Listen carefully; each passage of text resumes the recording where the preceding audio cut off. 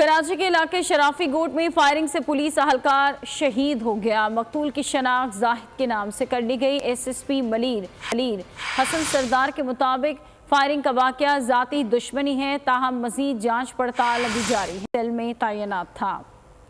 कराची का इलाका है शराफी गोट, जहां फायरिंग से पुलिस अहलकार शहीद हो गया। मकतूल की शनाख्त जाहिद के नाम से कर ली गई है। एसएसपी मलीर हसन सरदार के मुताबिक फायरिंग का वाकया जाती दुश्मनी है, ताहम मजीद जांच पड़ताल का सिलसिला भी जारी है। पुलिस तफ्तीश कर रही है। मकतूल पुलिस अहलकार फॉरेन सिक्योरिटी सेल में तैनात था।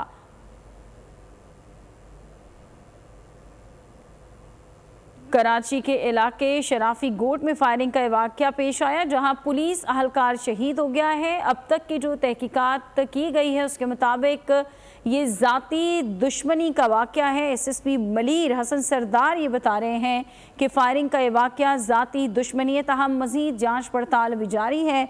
मकतूल पुलिस अहलकार के बारे में बताया गया है कि वो फॉरेन सिक्योरिटी सेल में तैनात था। कराची का इलाका शराफी गोट, जहां पर फायरिंग का वाकया पेश आया, पुलिस अहलकार शहीद हुआ है।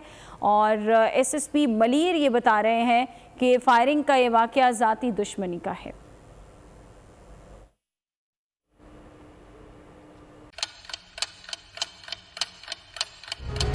आप लोग इस मुल्क पाकिस्तान में आजाद हैं। सहाफती उसूलों पर कारबंद बोल न्यूज ने रखी रिवायत बरकरार। बोल न्यूज की जानिब से देखने वालों को यौम आजादी की बेहद मुबारकबाद। मुल्क भर से जश्न आजादी की तकरीबात बोल ने दिखाई अपनी स्क्रीन पर।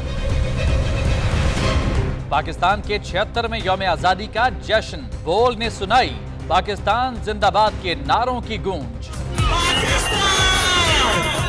बोल की सबसे बड़ी ट्रांसमिशन में पाकिस्तान का नाम रोशन करने वालों ने दिए कौम को पैगामात। बेपनाह मुश्किलात का सामना करके इस मुल्क को हासिल किया। आज़ाद कौमों को बहुत सी कुर्बानियाँ देनी पड़ती हैं। 76 वालियों में आज़ादी का दिन जोश खरोश के साथ मना रहे हैं, क्योंकि जिंदाबाद पाकिस्तान ये है बोल की पहचान।